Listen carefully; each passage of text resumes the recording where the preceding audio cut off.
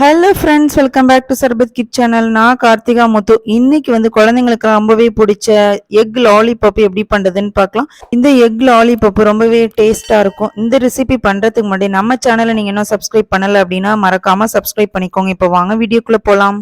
Egg lollipop பண்றதுக்கு நான் இன்னைக்கு 6 முட்டையை நல்லா பாயில் பண்ணி உரிச்சு எடுத்து வச்சிருக்கேன்.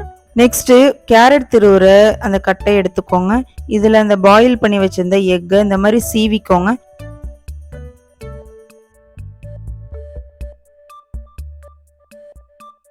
இப்போ எல்லா எக்கையுமே இந்த மாதிரி சீவி வச்சாச்சுங்க.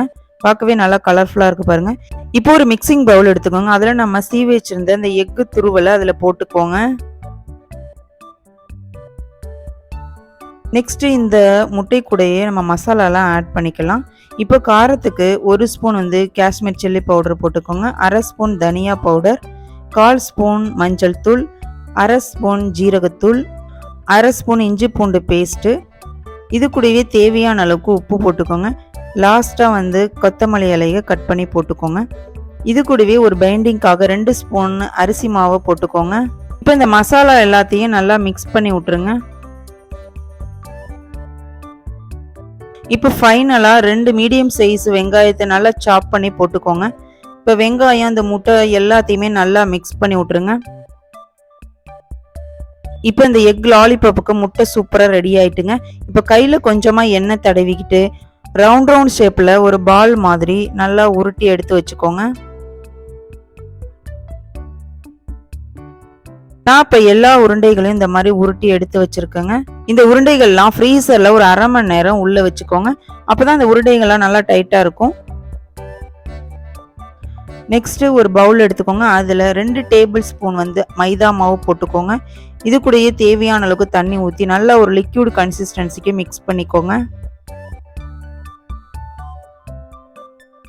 நெக்ஸ்ட் பிரெட் கிராம்ஸ் எடுத்து வச்சுக்கோங்க ஒரு பிளேட்ல.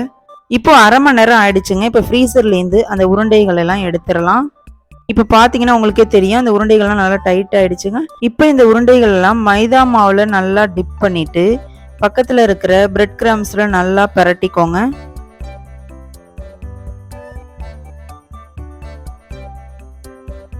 இதே மாதிரி எல்லா பால்களையும் உருட்டி எடுத்து வச்சிருக்கேன். நெக்ஸ்ட் அடுப்பு பற்ற வச்சு ஒரு கடாயை வச்சுக்கோங்க. அதில் தேவையான அளவுக்கு எண்ணெயை ஊற்றிக்கோங்க. எண்ணெய் நல்லா சூடு ஆனதுக்கப்புறம் நம்ம ரெடி பண்ணி வச்சிருந்த லாலிபாப் உருண்டைகளை அதில் போட்டுக்கோங்க.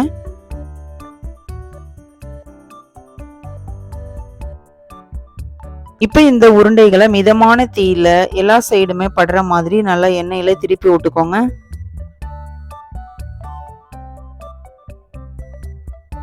இப்போ எல்லா சைடுமே இந்த லாலிபாப் சூப்பரா ரெடி ஆயிட்டுங்க.